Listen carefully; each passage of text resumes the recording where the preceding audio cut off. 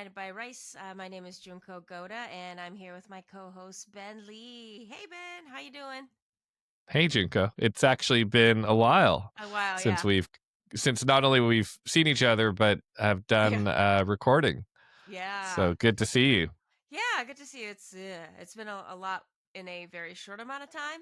Actually, I think the last time Yeah, I saw you over this was like probably 3 weeks ago. I No, maybe can't less than that, remember. but it feels like about 2 months. But it's only been like 2.5 weeks. Yeah, no, we jammed in a couple. I think 2 weeks ago, in Yeah, between my trips. yeah. I had gone to Iceland, Iceland, right? came back. I was in Toronto this whole past week, so Mm. basically, sorry to our loyal listeners. We've been both busy with work, travel, Yep. and some illnesses, Yep. unfortunately, and as well as our producer Leanne, who's also Oh been yeah. MIA recently because of her travels and Yes. her dealing with illnesses. But hopefully, we're It not falling happens. too far behind. Yeah. Yeah. Um, But Emmy's happened. so Emmys happen. That's So our guest later on will be Na Lei from Peacemaker. So we'll talk probably in this episode about both maybe the Emmys and then a little bit about Peacemaker. yeah. Um, did you watch the Emmys? No, not at all. I think I'm a little bit like Emmy award show phobic right now Oh, because that's it's so well, intense last year. I just had that's flashbacks from last right. year. That's all I see. Actually, actually, that's right. So maybe this is a good opportunity. Let's just talk about the Emmys because the Mm, Emmys for you was that the kind of the in terms of when Shogun aired, was that at mm. the kind of front end or the tail end of the award season for you? So that for me was the front end, Okay, and was the Emmys the first? I think well, yeah, it was the first of, and then there's various parties and stuff leading up to it, sure. as well. But yeah, Emmys was definitely the big one. I mean, plus Okay. it is, as far as the non-film stuff goes, that it's kind of the first awards to happen. Yeah. So Yeah. So it's a little yeah, bit like probably adolescence. I think this was their first kind of awards show. And so they're starting their whole season. yeah, Whereas like the Penguins probably getting close to the end of their year of eligibility. Like it just depends on the calendar. yeah, Okay.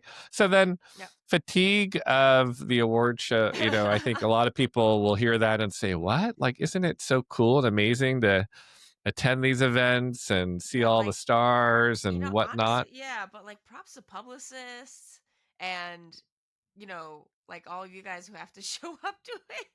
I mean, you guys as in like as like a crit, if you're there as a Yeah, critic yeah. and stuff. Journalists, press, yeah, Yeah.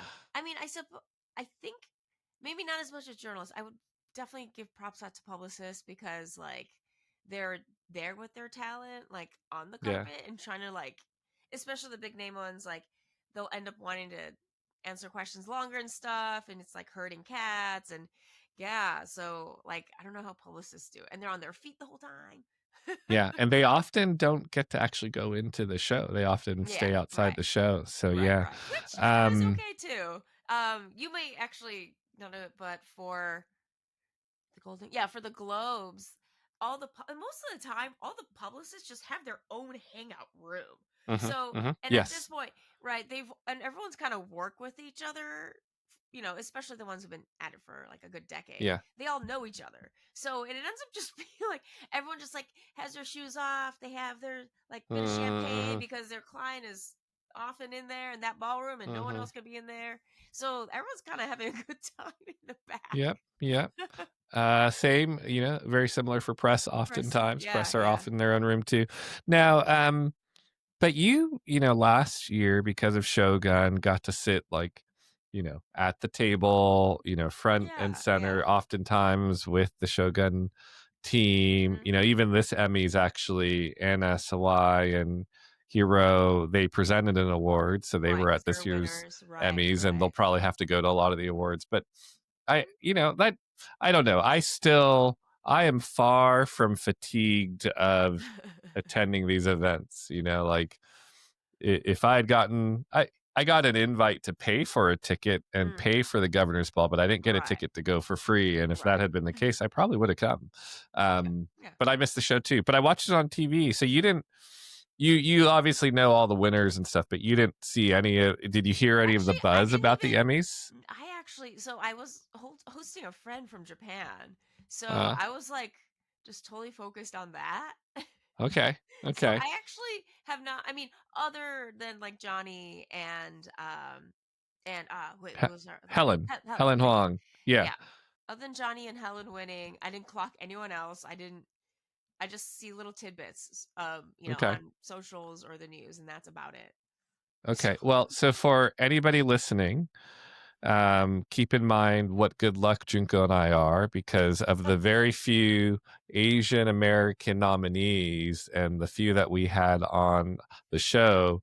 The two that came on right before the Emmys, Helen Huang and um, do you call him? Johnny Han, yeah. You call him Johnny, right? Johnny Han. Yeah. Both I guess he goes by both Johnny won Han. for their work on the Penguin. And I think as we talked about leading up to the Emmys, it was I think especially above the line, it was a down year for Asian American nominations Right. after being, I wouldn't quite call it spoiled, but last year, Yeah. we had Shogun, and then the year Mhm. before we had Beef, Yeah. right? So Yeah.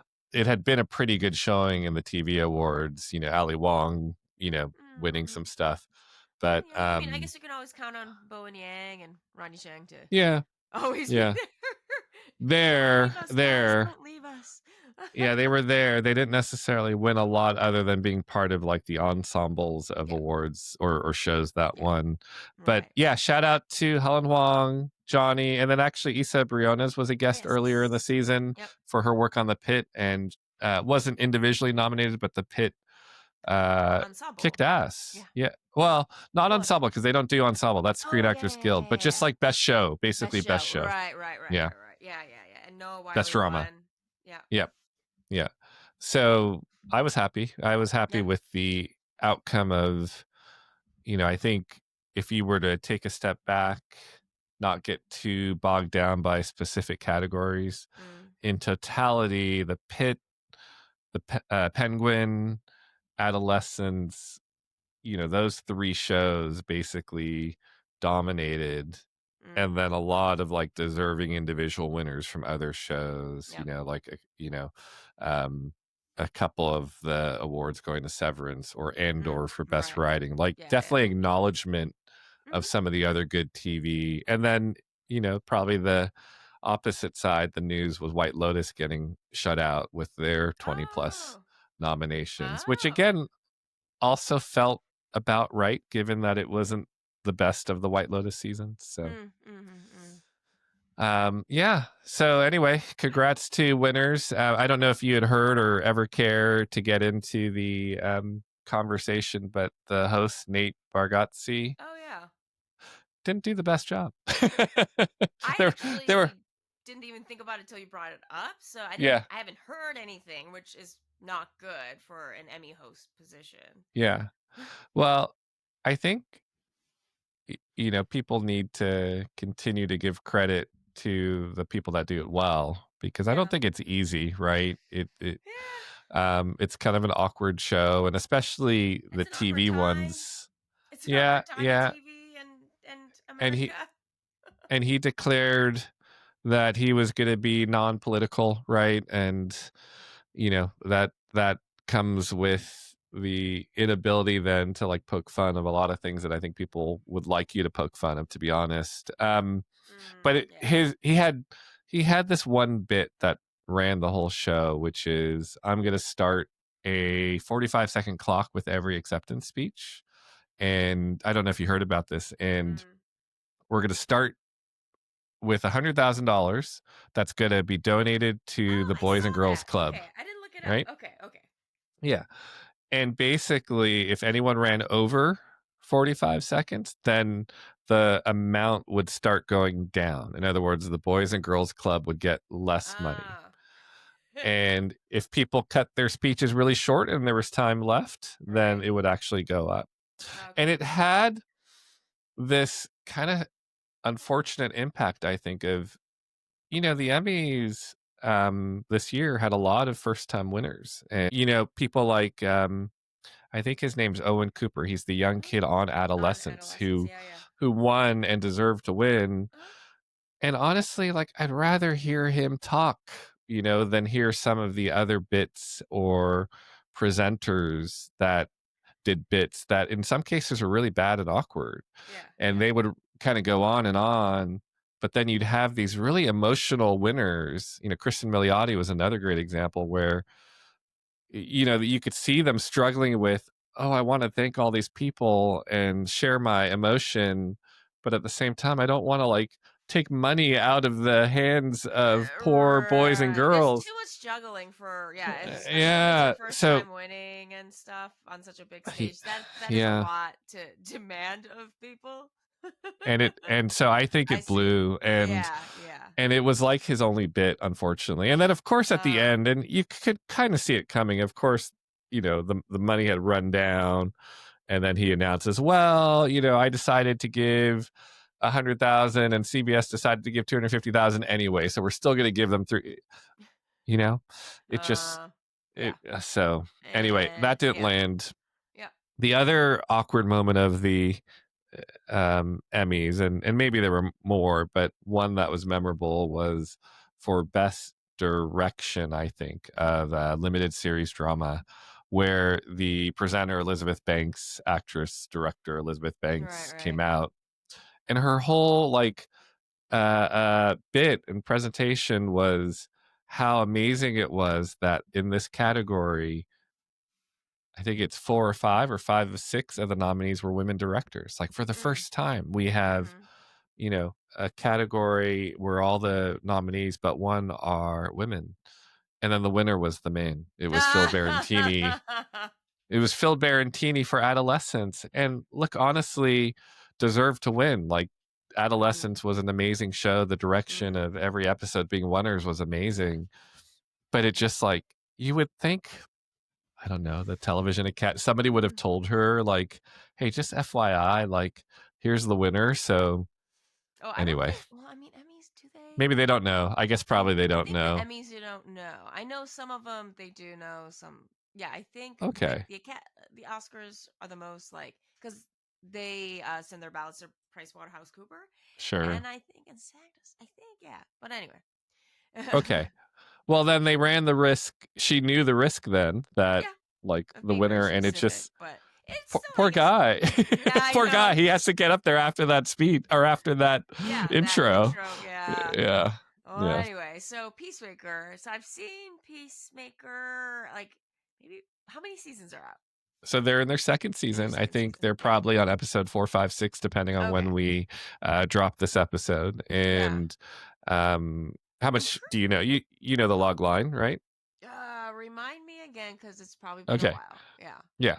So I know we've talked about like the James Gunn DC universe a little bit before, Right. but essentially Peacemaker comes out of the brain of James Gunn. Well, technically it comes out of like the DC comics, but another one of those very obscure characters originally showed up in the second Suicide Squad movie, I think was called The Suicide Squad, that Mm. James Gunn did, and he's played by John Cena.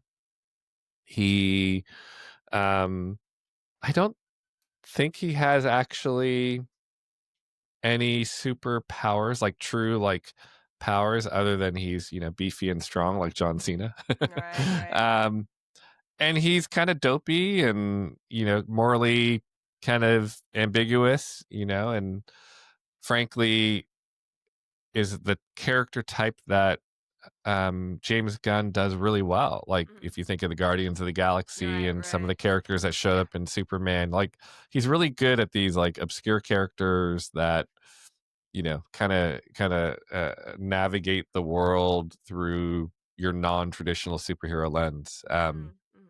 And John Cena's pretty good. I mean, I don't think anyone's ever said John Cena should win an Oscar, but Right. he's got really good comedic timing. Peacemaker's really funny, and it's Mm-hmm. got Mm-hmm. a whole string of almost misfits of character, right? But you would almost call them misfits of same thing, like obscure characters from the comics that are just funny.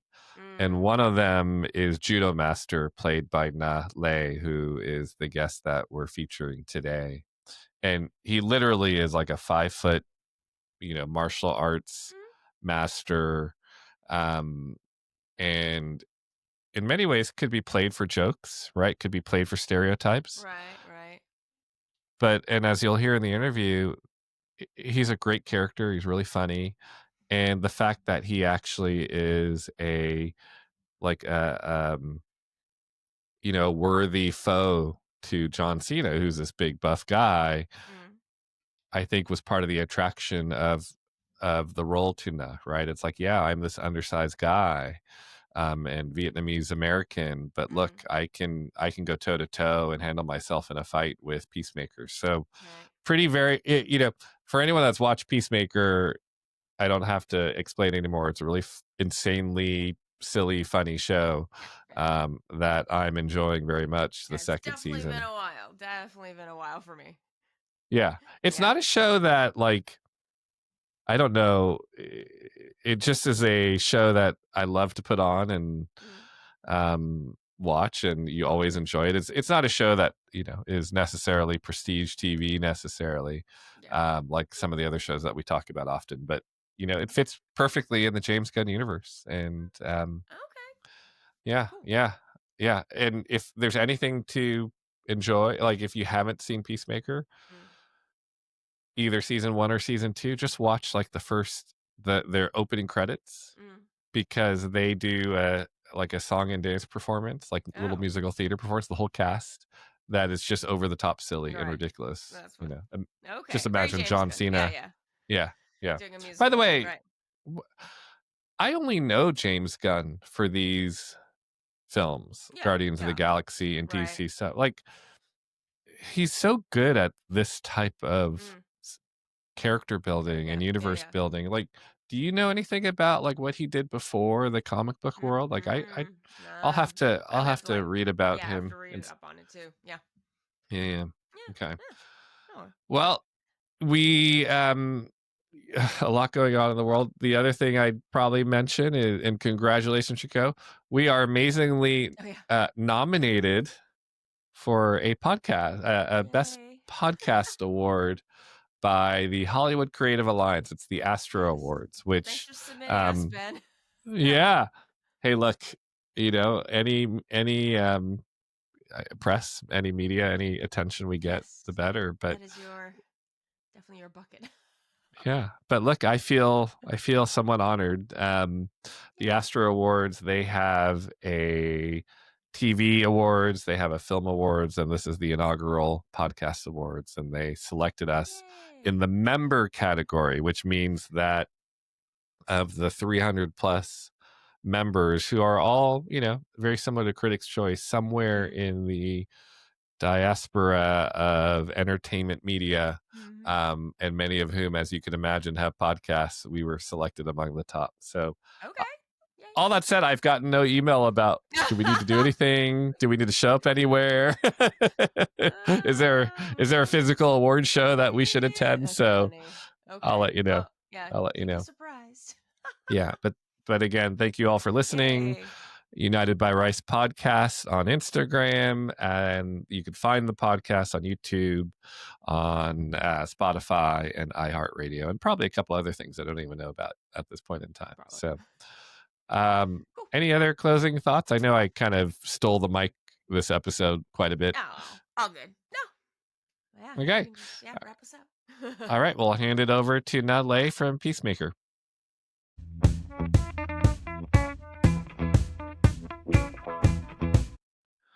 And welcome back, everybody. This is Ben Lee. I'm here with Na Lee, who is our special guest this week, joining us from the hit show Peacemaker, and about to make, actually, I believe you made a quick little appearance in episode 3, but about to really make your kind of true full appearance for season 2 in the next episode 4, coming out on the 11th. But welcome to the show. How are you doing? Thank you for having me. I'm doing well. I'm excited for the show to roll out. Yeah.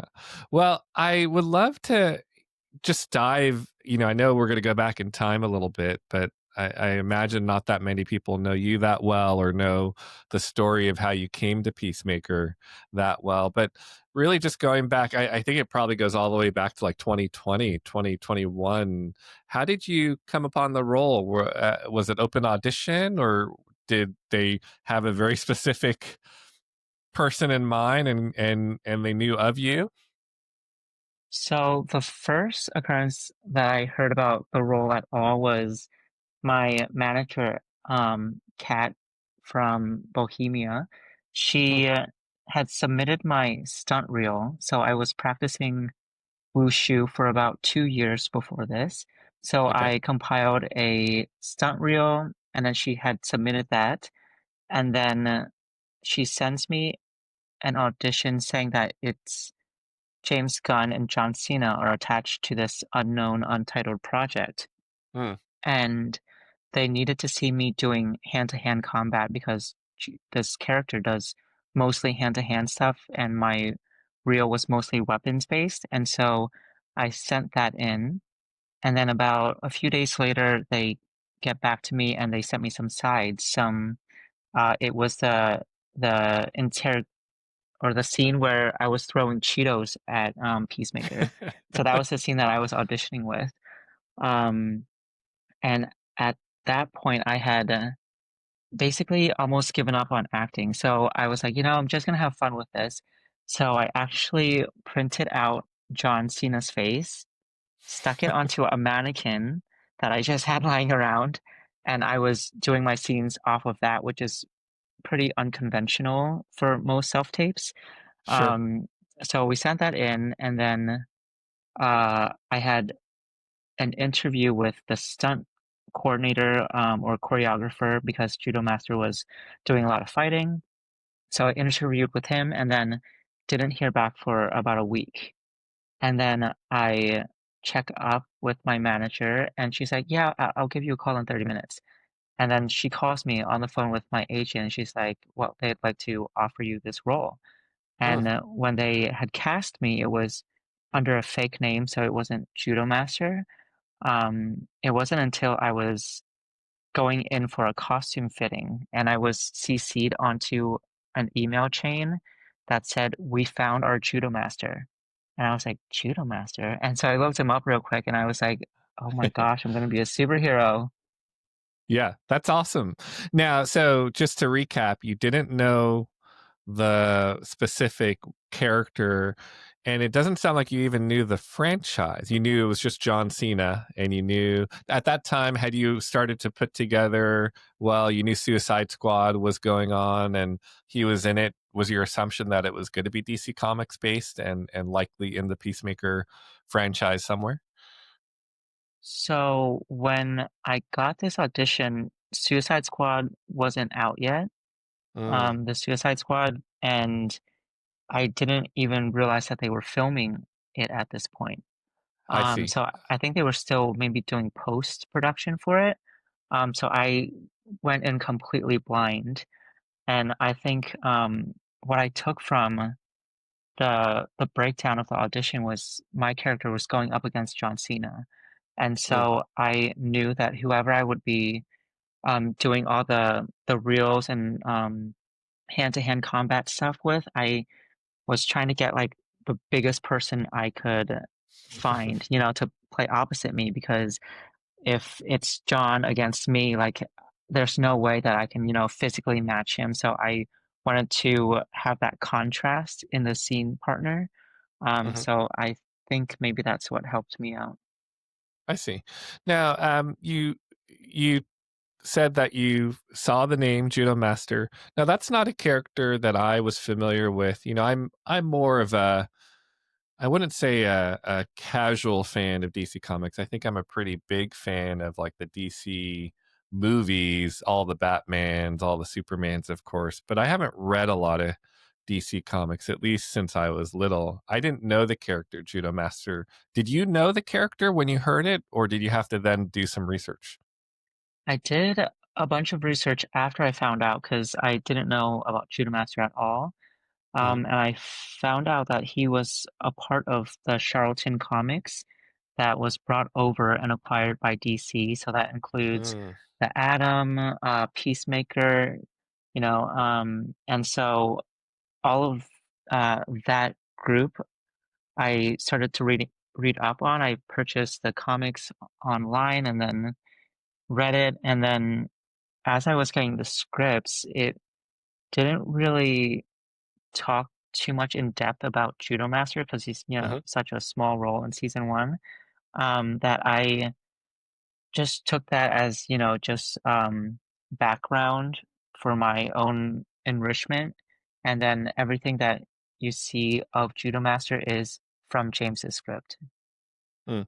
Okay, so then maybe paint the picture for us, because I could almost guess, right? Like most of what we see in James Gunn's work is not a real good indication of what that character was like in the comics book. He clearly has his own adaptation and obviously infuses much, much more humor into his scripts than maybe are traditionally in the comic book. So, what would be is there any similarity besides the name and maybe general skill set with the Judo Master character that you play versus the one from the comics? From what I was reading from the Judo Master comics, I'm not sure when this interview will air, but later on in the season, there might be some similarities in that regard. But otherwise, I think it's just he's trying to maybe bring a lesser known character into the foreground. So maybe he does have a little more creative license with this Judo Master rendition. Okay. Well, and you just teased something which maybe is exciting. So it sounds like we're going to get maybe more of the origin story, backstory, something from Judo Master in season two. Yeah, I think you'll find out a little bit more about Judo Master this season. Okay. Okay. Well, that's exciting. Now, we'll come back to Peacemaker, but as you may know, United by Rice, we're very focused on Asian American up and coming talent, and oftentimes we talk about the struggle, right? And so you mentioned before this you had almost given up acting. And I noticed when I went back in your like IMDb profile that there was a gap, maybe 2016, 2017 seemed like roles stopped for you. What was going on in your career at that time? And um, you said you thought about quitting. Was it because of the lack of opportunities, or was it just you were done with acting and wanted to do something else? So around 2016, probably my last project, I think around then, there was sort of a shift after Crazy Rich Asians and everything everywhere all at once. All of a Hmm. sudden, everybody wants Asians in their projects. But before that, the roles that I was getting was like the nerd or like the little guy who is like shouts profanity and like super like ghetto or whatever that stereotype is. So it Hmm. was either those polar like ends of the spectrum. So after having other movies become successful in Hollywood, I started seeing the roles were starting to change. Mm. But at this time, I was uh, given about over 10 years of my life trying to pursue acting at this point. And so, right around 2020, when the pandemic hit and everything was at a standstill, I had resigned to give up acting. My mom was getting older, so I wanted to move back to Pennsylvania and, Mm. spend time with her. So I was ready to move back and give up acting for now, at least, Mhm, and do something else entirely outside of the industry. And then when I was telling you about the audition, I was over it at that point. mhm, And so I'd spoken to James a few times about this, and it's those moments that he said that when an actor is in total surrender, that their essence or whatever it is that they have just sort of infuses into their character, and maybe that's what mm, people pick up on. mm, So I think it did take me onto that tipping point for it to, to show results, but it was a shame that it had to get to that. So now, when you talk about a moment that James Gunn was mentioning, where sometimes it's at your end when you're not when you think you've given up, that your things happen and things in the universe kind of turn your way. Do you think that is coming from a place of, hey, I don't care anymore and I can let myself relax, and therefore the best audition tape you could produce just came out of you? You no more pressure? Or do you think there was something else going on, something cosmic going on, or something, what was James referring to, and how have you reflected on that moment? I do think that it is maybe something outside of my control. Um, I think sometimes actors will maybe try to trick the universe into, like, because you hear those stories all the time where it's person's giving up on acting or whatever it is, and then at the next audition they book it. So, and I've been guilty of doing this too, like thinking like, oh, I'm done, I've had it, I'm gonna, give up. But in the back of my mind, I knew that I wasn't gonna give up. And so it's instances where you're actually at you're scraping at the barrel, like you're running on fumes at that point, that I Hmm. think the universe does maybe pick up on, because there are auditions that, I thought I gave great performances or whatever it was, but things just don't line up for whatever reason. And so I think if acting or whatever you're passionate about, you just keep going as much as you can. And obviously, I sometimes don't like telling the story because, in a way, it was like I was defeated, and I Hmm. was giving up, which you really don't want to hear about. But um, it, I think for me, it wasn't giving up per se, but it was 10 years of my life that I've dedicated to this cause. And there are different priorities that, a person can run into, and this being my mom or, whatever it was. So I think I gave it a valiant effort, and I'm glad Hmm. that this is the outcome because now, um, that I am a part of this show, I have the means to visit my mom more often and, Hmm. get to hang out with her. So I guess it, it sort of worked out. That's lovely. And it's interesting because you talk about, and by the way, by all means, I think these are the type of stories that people want to hear because they end up being inspiring stories as well. And if you think back the 10 years of your acting career, this show is largely about how hard it's been for Asian Americans in general to have their story told, to be able to tell their stories, to be able to find acting jobs. Now, as a Vietnamese American and a shorter actor, right, even by Hollywood standards, what did you set your acting goals on? What got you into acting to begin with? And then what were the type of roles that you were hopeful for, knowing that opportunities are there's not a lot of opportunities for Asian actors to begin with, let alone shorter Asian actors. Did you have a specific category you were trying to compete for, trying to fall into? I remember when I first started acting, I had been raised on the stage. So I went Mm, to New York for a bit, tried doing theater, and I realized that in theater, there are so little Asian roles out there back at that time. And so I knew I wanted to do film and TV because at least then there are more opportunities out there.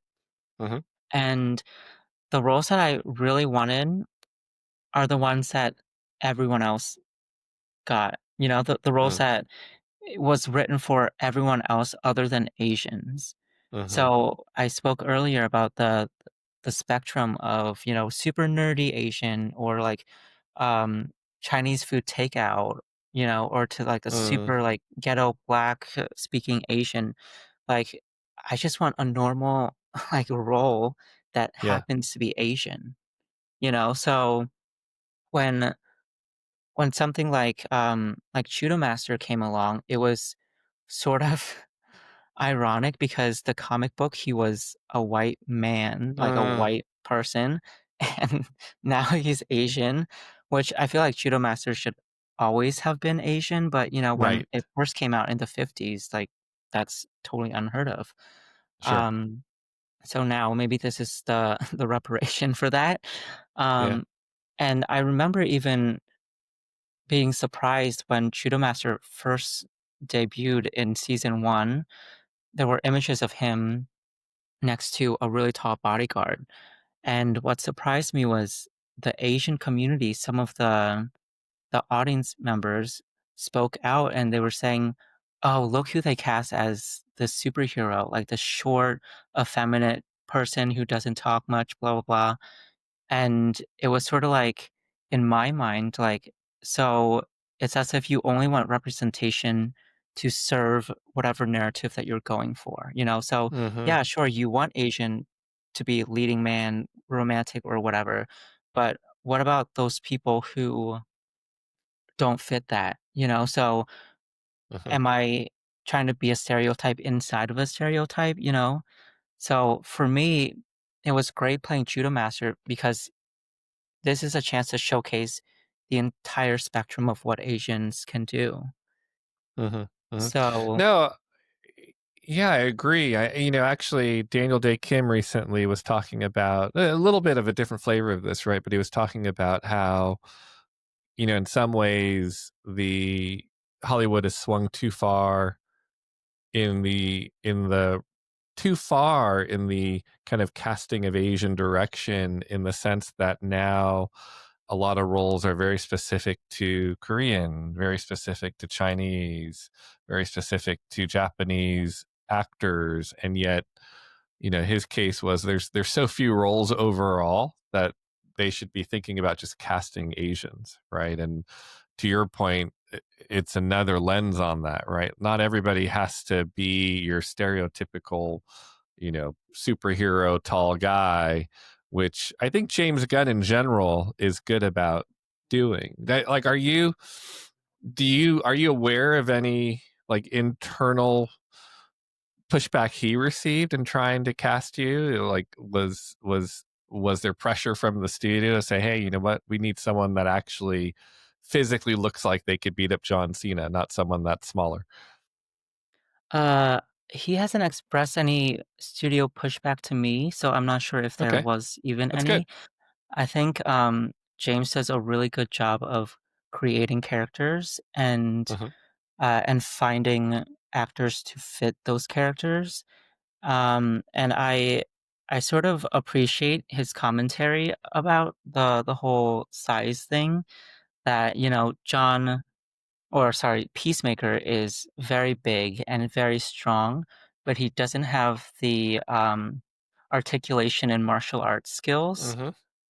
Whereas Judo Master, he's trained his whole life for this, you know, and so of course he Hmm. can s- go up against someone who's super big, but he can still hold his own.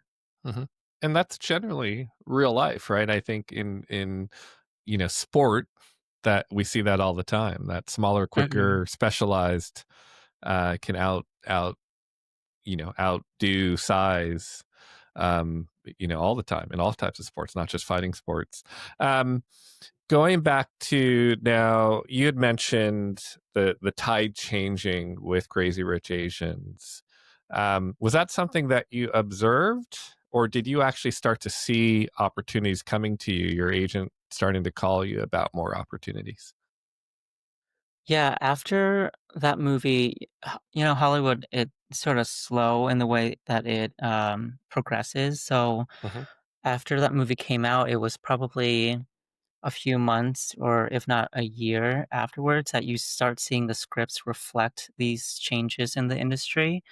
Hmm. Um, and then it wasn't until Peacemaker came out that I started getting series regular roles or like leading Hmm. roles in feature films and stuff like that. So I Okay. think it is a progression, and Hollywood is sort of trying to find the sweet spot in where to place Asians. Hmm. So has your inner belief changed now that you can have a long-term career in acting, after this role and with the changes in Hollywood? I would hope so. That's great. No, that's great. That's great because it is a big role. It's a hit show. Now, we could talk about the show forever. I mean, when you first saw scripts and kind of entered this crazy world, what were your expectations for the show? It's again, James Gunn's kind of now, I think, created this, at least the way I see him, is he's been able to take obscure characters and make them quite both fun, but also, unique, earnest, poignant. There's even John Cena's character, Peacemaker. There's a silliness to him, but there's also these moments of levity that are really beautifully filmed, and he's done that, of course, with the Guardians franchise as well. Um, but when you saw this on paper, what were your expectations? You've had lots of other acting roles before. Where did this sit in terms of what you thought it would become? The scripts are such a pleasure to read. They're so fun, and I remember reading in season 1 after episode 3, my character gets hit in the head with a crowbar multiple times until he's, like, Yeah. knocked out, and I thought that he died, but when my reps told me that I'm guaranteed a certain number of episodes that I appear, I'm like, "Wait, he's not dead?" And so I read the next episode, and then he gets shot. I'm like, "Oh, well, he's dead now." And then I'm like, "Wait, I think I'm still in this some more." And so I keep reading, and then by the end, I'm like, "Why is he not dying? Like, what's going on?" And so to come back for season 2, is just a fun little surprise, and um, yeah, I'm happy to see the direction that the character's going in. Now, when did you know you were coming back for season 2? Because again, it's been a while since season 1 first filmed, right? Yeah, so we found out that season 2 was renewed maybe 3 or 4 episodes into the airing of the first season. Okay. And so we were waiting, for certain schedules to pan out, and we had, I think, 2 or 3 different start dates, Hmm. that got pushed. I think the biggest one was because James became the co-CEO of, DC. DC, and so he Yeah. had to prioritize Superman first. Sure. So he did that, and then he came to do Peacemaker. Okay. Now, um, you just mentioned something in the DC universe now. Peacemaker is canon, right? In fact, there's a very limited view of the DC universe right now. You've got the new Superman, you've got uh, anything that James Gunn, I believe, has done within DC is part of that canon. Even the current Batman with Robert Pattinson, we're kind of unsure where that sits within the James Gunn universe, right? So, given that, John Cena, there are, I would think there's potential for your character to go beyond Peacemaker. Has there, and obviously these would just be speculation and rumors, but do you have hopes? Do you believe that there's a possibility that we will see a lot of the characters that we're watching in Peacemaker show up at different moments in uh, the future DC cinematic universe? I think the only people that know what's going on are the handful of people that James has told this to, Yeah. so anything that I say now is just speculations or, hopes of, yeah, of course, I would love for him to bring me back, but, um, yeah, I think James is so good at crafting stories, and using characters, so if those characters are there to help push that story along, then, of course, include that, and if Judo Master is a part of that, I would love that, but otherwise I'd be happy to just be a fan to watch to see what goes on. Sure. Well, let's have fun here. Is there a particular DC franchise that I'll ask it two different questions. One that you would love to be in, whether it says Judo Master or a different character. But let's maybe stick with Judo Master. And then is there a DC story or potential film that you think Judo Master would fit in best with? So it's two different questions, right? Mm. Mhm.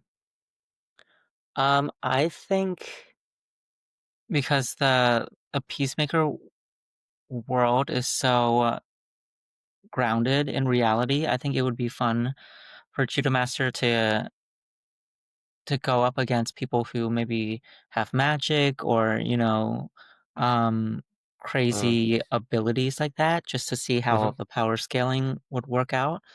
But I think Judo Master would fit in well. Um, Maybe like some like superhero team like Justice League or something. I think Okay.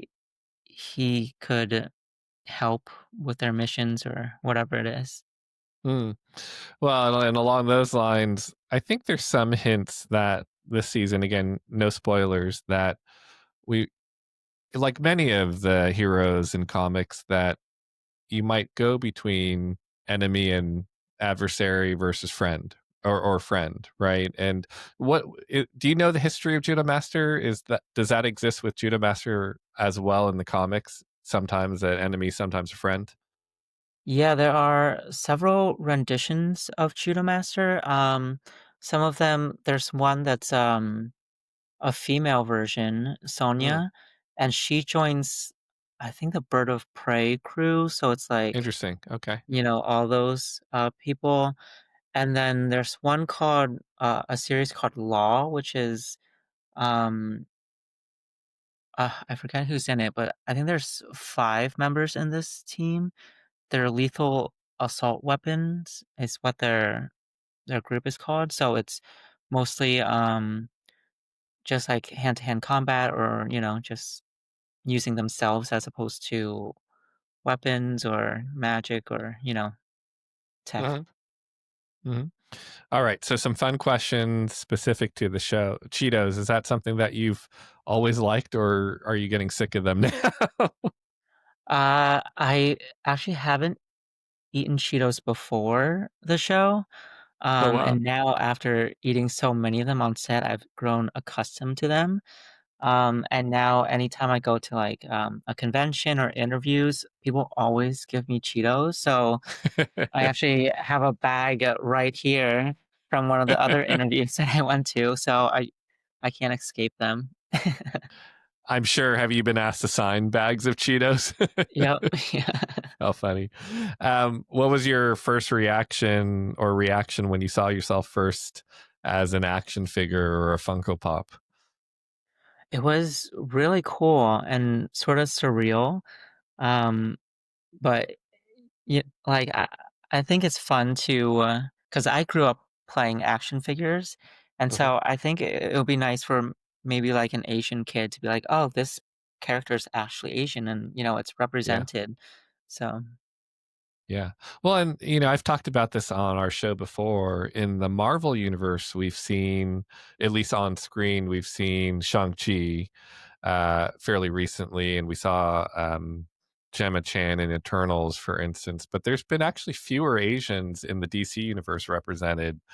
Karen Fukuhara played Katana in Suicide Squad, but didn't even have a line. So you are one of the kind of early, let's call it early days, but really one of the few representatives of Asian Americans or Asians in general in comic book movies, and certainly DC, or comic book TV shows in DC. Um, is that do you feel that weight or pressure, and in terms of the Vietnamese community and acting community, what has been the reaction to your performance and your character? I think for me, there's I don't put that pressure on myself to, represent a whole group of people.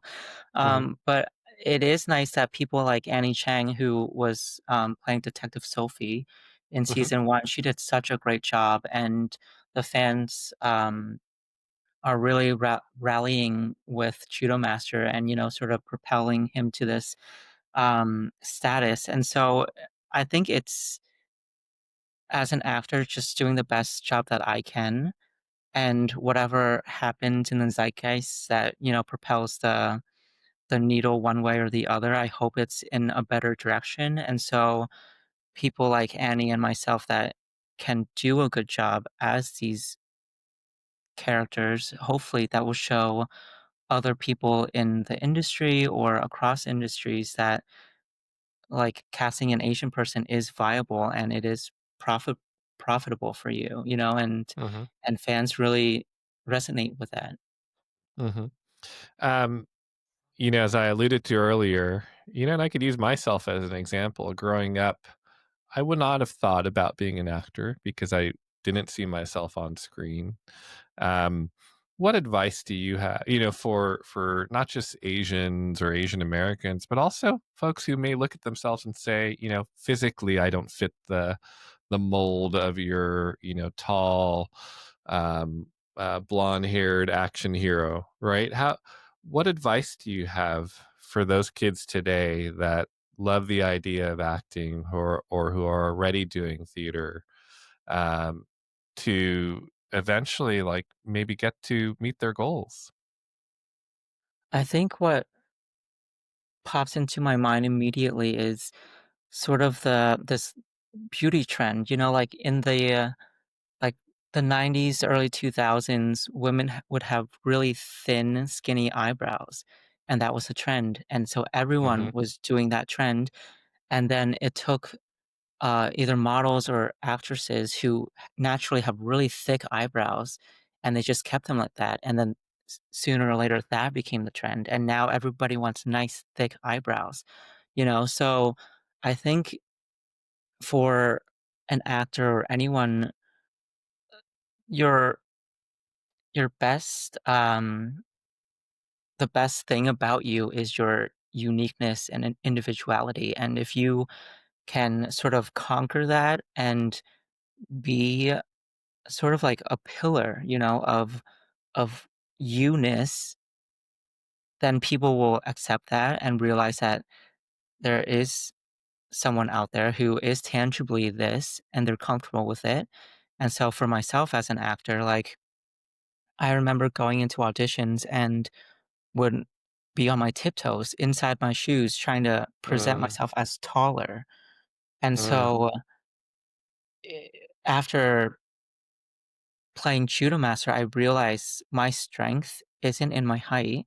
Well, isn't in mhm, my tallness, but who I actually am, because there is going to be a niche for someone who's super small to mhm, play against John Cena. sure. And if you prepare yourself all these years to just be who you are and be so you that it's undeniable, then there is a piece of the puzzle that you can fit. So Mm, like even I really like art and art history. So it's all the artists that copy other artists that you don't hear about. It's the one who branches away and does whatever is so uniquely them that you read in the history books. yeah, that's beautifully said. Actually, before I let you go, I got a couple more questions for you, but you just um, kind of hinted at something. I saw on your Wikipedia page that you actually have a ceramics business. You want to give a little plug for that? Yeah, so when I was gonna give up acting, I was gonna go into ceramics and teach pottery full time. Mm, And so now in between shooting projects, I'll go and do pottery. And I have a little pottery shop called Three Circle Pottery, if anybody wants to take a look at that. But I think it's such a nice hobby just to create something that, you can touch and give to people and they'll use it. And every time they do, they'll think of you. Whereas in acting, whatever you make is sort of out in the ether or like online. So it's Hmm. nice to have something tangible. I see. Well, very nice. Well, one of the questions that we actually, before we go to our final question, you mentioned trying to put maybe inserts in shoes to be taller. I have a curious question.